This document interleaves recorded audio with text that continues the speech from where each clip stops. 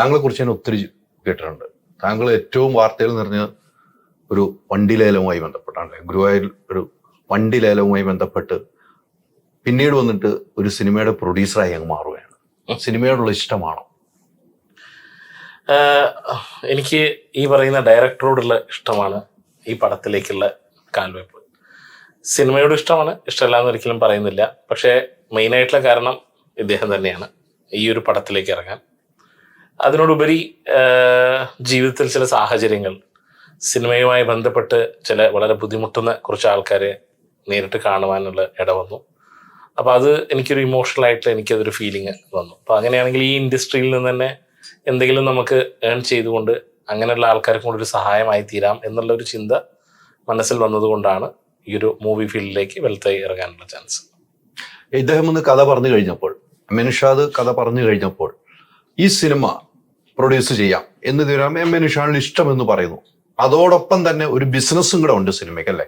താങ്കൾ ഒരു ബിസിനസ് മാനാണ്, അല്ലെ? ഒരു ബിസിനസ്സും ഉണ്ട് സിനിമയ്ക്ക്. അപ്പൊ എത്രമാത്രം സക്സസ്, അല്ലെ ചിലപ്പോൾ വിജയിക്കാൻ, ചിലപ്പോൾ പരാജയപ്പെടാം. അതിലുപരി നിഷാദ് പറഞ്ഞ കഥ നമുക്ക് ഓക്കെ ആണ് എന്ന് തീരുമാനിക്കാൻ ഒരു കാരണമുണ്ടാവും.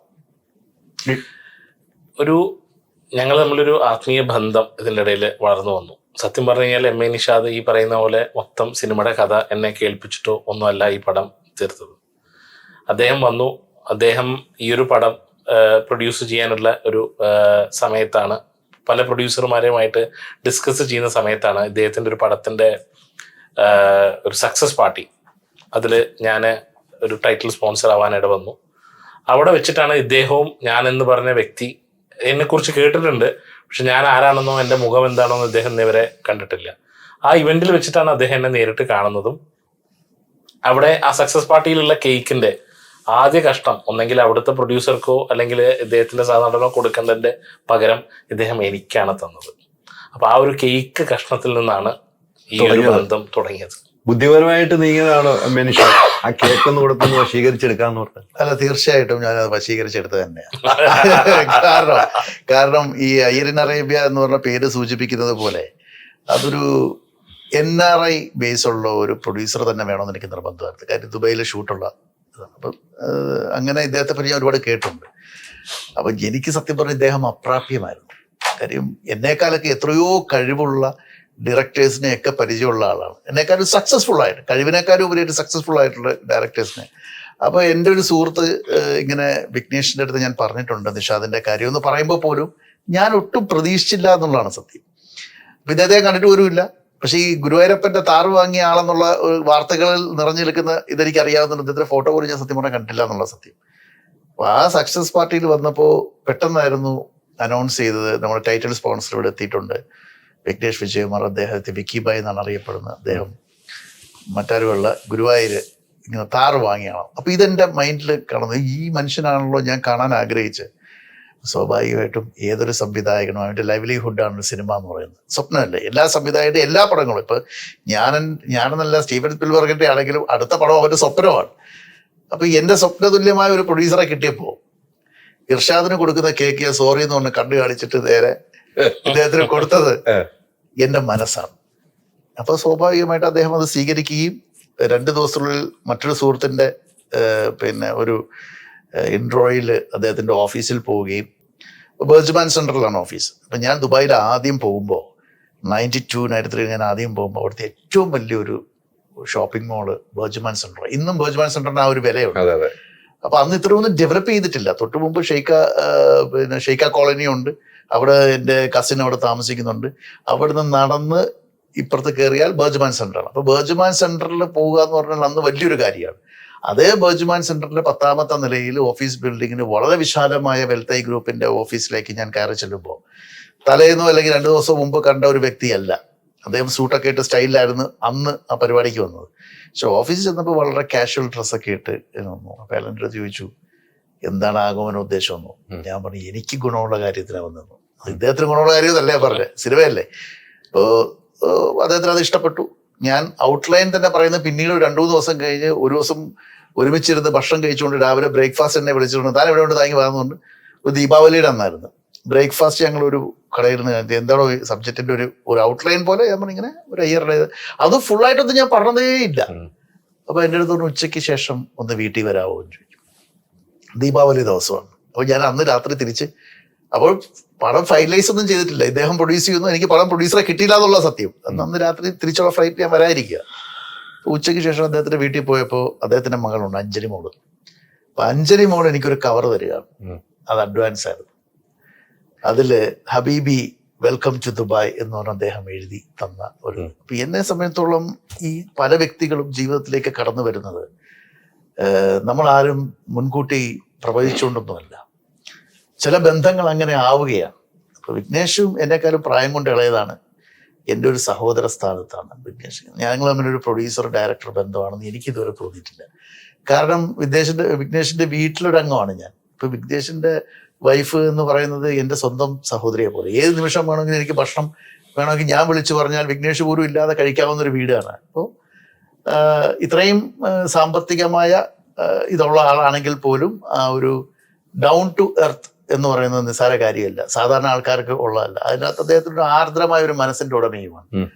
സ്വാഭാവികമായിട്ടും ആ ഒരു അസോസിയേഷൻ ഞാൻ ഒരുപാട് ആഗ്രഹിച്ചു. ആ സിനിമ ഞങ്ങള് ഇവിടം വരെ എത്തിച്ചു. ഷൂട്ട് കഴിഞ്ഞ് റിലീസിന് ഒരുക്കി വെച്ചിട്ടുണ്ട് അല്ലേ? ഇനി പ്രേക്ഷകരാണ് പ്രേക്ഷകർക്ക് വിട്ടുകൊടുക്കാണ്. തുടക്കം എങ്ങനെയാണ് ജീവിതത്തിന്റെ ഒരു തുടക്കം? നമ്മൾ പോയി എത്തുന്നു, ദുബായിലെത്തും, പിന്നെ ഒരു തുടക്കമുണ്ടല്ലോ, പിക്കായി വരാൻ കുറച്ച് സമയമുണ്ട്. അല്ല, ഇതില് എന്താ വെച്ചാല് ജീവിതത്തില് ദുബായിൽ പോകുന്നു അല്ലെങ്കിൽ അങ്ങനെ ഒരു സന്ദർഭം ഞാൻ ഒരിക്കലും പ്രതീക്ഷിച്ചിട്ടില്ല. ഞാൻ ചെറുപ്പം തൊട്ട് പഠിക്കാൻ വളരെ മിടുക്കനായിരുന്നു. അത് സ്കൂളിലായാലും കോളേജിലായാലും ടോപ്പ് ഇതിൽ ഞാൻ തന്നെയായിരുന്നു ഉണ്ടായിരുന്നു. പക്ഷെ ജീവിതത്തിന്റെ ഒരു എന്താ പറയുക, ഒരു ഘട്ടത്തില് ഇതേ പറഞ്ഞ പോലെ ദുബായില് ഒരു കസിന്റെ വെഡ്ഡിങ്ങിന്റെ ഭാഗമായിട്ട് എത്താനും അവിടെ നിന്ന് ഞാൻ തിരിച്ചു പോരാൻ വേണ്ടി നിൽക്കുന്ന സമയത്ത്, അന്ന് BBA കഴിഞ്ഞ് നിൽക്കുന്ന സമയം, റിസൾട്ട് ഒന്നും വന്നിട്ടില്ല, റാങ്ക് പ്രതീക്ഷിച്ച് നിൽക്കുന്നു കോളേജിലൊക്കെ. അങ്ങനെ നിൽക്കുന്ന ഒരു അവസരത്തിലാണ് കുടുംബത്തിലുള്ള ചില വിഷയങ്ങളെ കുറിച്ചിട്ട് കുടുംബാംഗങ്ങൾ ഇരിക്കുന്ന സമയത്ത് ഡിസ്കസ് ചെയ്യാൻ ഭാഗമായിട്ടും അതിന്റെ ഭാഗമായി എന്തുകൊണ്ട് ഇനി ഉപരിപഠനത്തിന് വേണ്ടി ചെലവ് എവിടെ നിന്ന് കണ്ടെത്തും എന്നുള്ളൊരു ചോദ്യചിഹ്നം മുന്നിൽ വന്നു. ആ ഒരു കാരണത്തെ കൊണ്ടും അന്ന് എൻ്റെ ഫാദറിന്റെ ആ ഒരു എന്താ പറയുക സിറ്റുവേഷനെ കുറിച്ചിട്ട് കറക്റ്റായിട്ട് മനസ്സിലാക്കാൻ കഴിഞ്ഞത് ആ ഒരു മാസത്തെ ദുബായ് ജീവിതത്തിലാണ്. ആ ഒരു കാരണത്തെ കൊണ്ടാണ് ദുബായിൽ ഞാൻ നിന്നത്. പക്ഷെ അന്ന് കുറച്ചും കൂടി മനസ്സിലായത് ജീവിത അനുഭവങ്ങളാണ്. ഞാൻ കാണുന്നത് എൻ്റെ കുടുംബത്തിലുള്ള ബാക്കിയുള്ള അംഗങ്ങളെല്ലാം നല്ല ഫിനാൻഷ്യലി വെൽ ഓഫ് ആയിട്ട് നിൽക്കുന്ന സമയം. പക്ഷെ ഞാനൊരു ജോലി തേടി ഒരു ജോലിയിലേക്ക് പ്രവേശിക്കുന്ന സമയത്ത് വളരെ അടുത്ത ബന്ധുക്കൾ വരെ നമ്മളതിനെ അകറ്റാനാണ് ശ്രമിച്ചിട്ടുണ്ടായിരുന്നത്. അപ്പം ഞാൻ ഒരു 4-5 ബെഡ്റൂം ഒരു ഡ്യൂപ്ലെക്സ് ഫ്ലാറ്റിൽ നിന്ന് ഒരു ചെറിയ റൂമിൽ 7 പേര് ഷെയർ ചെയ്യുന്ന ഒരു റൂമിലും 14 പേര് യൂസ് ചെയ്യുന്ന ഒരു ബാത്റൂമും യൂസ് ചെയ്യാനുള്ള ഒരു ഘടകത്തിലേക്ക് വരിക. അപ്പൊ ജീവിതത്തിന്റെ ആ ഒരു വലിയ ചേഞ്ച് ഓവർ വരുന്നത് അവിടെയാണ്. പക്ഷെ അന്നാണ് ഒരു മനുഷ്യന്റെ വാല്യൂ അവന്റെ കയ്യിലുള്ള പണമാണ് നിർണ്ണയിക്കുന്നത് എന്നുള്ളതിന്റെ ഒരു ഭാഗം ഞാൻ മനസ്സിലാക്കിയത്. ആ ഒരു കുറച്ച് നാളുകൾ ഞാൻ ഈ പറയുന്ന എന്താ പറയാ അബ്ര സൈഡിലൊക്കെ പോയി ഞാൻ ഇരുന്ന് കുറെ ചിന്തിച്ചിട്ടുണ്ട്, ഇങ്ങനെ ഈ ബിൽഡിംഗ് ഒക്കെ നോക്കിയിട്ട്. അപ്പൊ ഇത് മനസ്സിൽ ശരിക്കും ഒരു വികാരമായി മാറി. ആ വികാരം ഒരു മുറിവായി, ആ മുറിവ് എനിക്കൊരു പ്രചോദനമായി.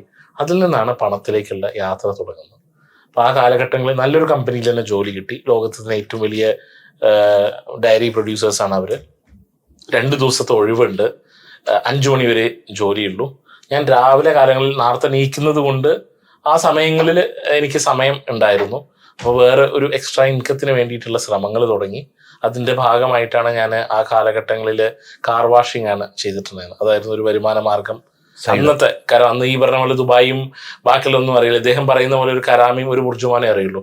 അപ്പോൾ ഇദ്ദേഹം പറഞ്ഞ പോലെ തന്നെ AC-ലിരിക്കാൻ വേണ്ടിയിട്ട് ഞങ്ങൾ ഈ ബുർജുമാൻ്റെ ഉള്ളിൽ പോയിരിക്കാറുണ്ട്. കാരണം നടന്ന് വന്ന് ആകെ വേർത്ത് ആകെ ചൂട്. എനിക്കിന്നും ഓർമ്മയുണ്ട്, എൻ്റെ ആദ്യം ഇവിടെ കേരളത്തിൽ നിന്ന് വാങ്ങിക്കൊണ്ടുവന്ന ഷൂസ് നടന്ന് തേഞ്ഞ് ഇങ്ങനെ ഒരു മോഹൻലാൽ ചെരിഞ്ഞ് നിൽക്കുന്ന പോലെ ഇങ്ങനെ ചെരിഞ്ഞ് നിൽക്കുന്ന അവസരം എനിക്ക് ജീവിതത്തിൽ ഉണ്ടായിട്ടുണ്ട്. ഇത് 2005-6 കാലഘട്ടങ്ങളാണ് ഞാൻ പറയുന്നത്. അപ്പൊ അന്ന് ഞാൻ പറയില്ല, ഈ വേർപ്പും ഇതുമൊക്കെ കാരണത്താൽ ഇതിൽ കയറി നിൽക്കും. ഇനി ഓഫീസിൽ പോകുന്ന സമയത്ത് നമ്മൾ ഈ മദീനയിൽ ടെസ്റ്റർ സ്പ്രേ കിട്ടും, ഇതെടുത്തിട്ട് ചകപകാന്ന് അടിക്കും, അവിടെ വെക്കും, സുഖസുന്ദരമായിട്ട് പോകും. അപ്പൊ ഇങ്ങനത്തെ കാലഘട്ടങ്ങളും കണ്ടിട്ടുണ്ടായിരുന്നു. ആ കാലഘട്ടങ്ങളിലൊരു ഇടവിട്ട വേളകളിൽ ഒരു 14 വാഹനങ്ങൾ ഞാൻ കഴുകിയിരുന്നു. അതിൽ നിന്ന് എൻ്റെ ജീവിതത്തിൻ്റെ ഒരു 40% പണം അല്ലെങ്കിൽ അധിക സമ്പാദ്യം വന്നിരുന്നത് ആ കാലഘട്ടങ്ങളിൽ ഈ പൈസ കൊണ്ടാണ്. ആ ഒരു കാരണത്തെ കൊണ്ട് ഇന്ന് എനിക്ക് വലിയ ഒരു വീടോ അല്ലെങ്കിൽ വലിയ വൻമതിലുള്ള വീടൊന്നും ഞാൻ വെച്ചിട്ടില്ല. പക്ഷെ എൻ്റെ ജീവിതത്തിലെ ഒരു അഭിലാഷമായിട്ടുള്ള ആ 14 കാറുകൾ എൻ്റെ വീട്ടിന്റെ മുന്നിൽ ഞാൻ അതിനാണ് 14 കാറുകൾ. അതിനാണ് ആ 14 നമ്മൾ കഴുകിയത് 14 വാഹനങ്ങളാണ്. അതെ, അതിന്റെ ഓർമ്മയ്ക്കാണ് 14 വാഹനങ്ങൾ വാങ്ങിയത്. അപ്പൊ മുറിവ് ഏൽപ്പിച്ചെങ്കിലും അത് വ്രണമായില്ല. ഇല്ല അല്ലെ? അതൊരു പ്രചോദനമായി. പിന്നെ ജീവിതത്തിൽ അറിവെന്ന് പറയുന്നത് വലിയൊരു സംഭവമാണ്.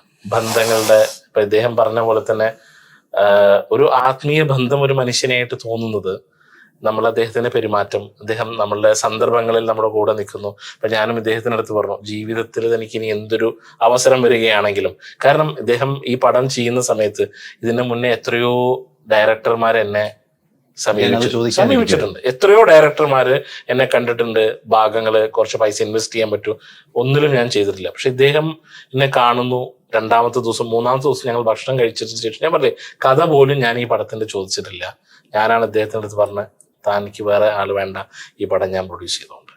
അപ്പൊ ഇദ്ദേഹത്തിന്റെ ആ ഒരു ഊർജം അല്ലെങ്കിൽ കലയോടുള്ള ഒരു താല്പര്യം, ആ എക്സ്പ്രഷൻസ് ഒക്കെ എനിക്ക് ഇന്നും ഓർമ്മ ഉണ്ട്. അപ്പൊ അതൊരു വ്യക്തിയുടെ, ഇപ്പൊ ഇദ്ദേഹമൊക്കെ പറഞ്ഞ പോലെ നാടകത്തിലൊക്കെ ആ അഭിനയിക്കാനുള്ള ആ ഒരു ഇത് ഇദ്ദേഹത്തിന് ആ ഒരു എന്താ, പിന്നെ ഇദ്ദേഹത്തിന്റെ വളരെ നല്ല മൂവിയായിട്ടുള്ള ടൂമൻ, അതിൽ ഇദ്ദേഹം അഭിനയിച്ചത് വളരെ നന്നായിട്ട് അഭിനയിച്ചു. അപ്പൊ അത് കണ്ടതിന് ശേഷമാണ് പിന്നീട് ഇതിലേക്കും എത്തുന്നത്. അപ്പൊ ഈ 2-3 കാരണത്തെ കൊണ്ടാണ് അന്ന് ഈ ഒരു കൺഫേം ആയിട്ട് നമ്മൾ ഈ പ്രൊജക്റ്റിലേക്ക് വന്നത്.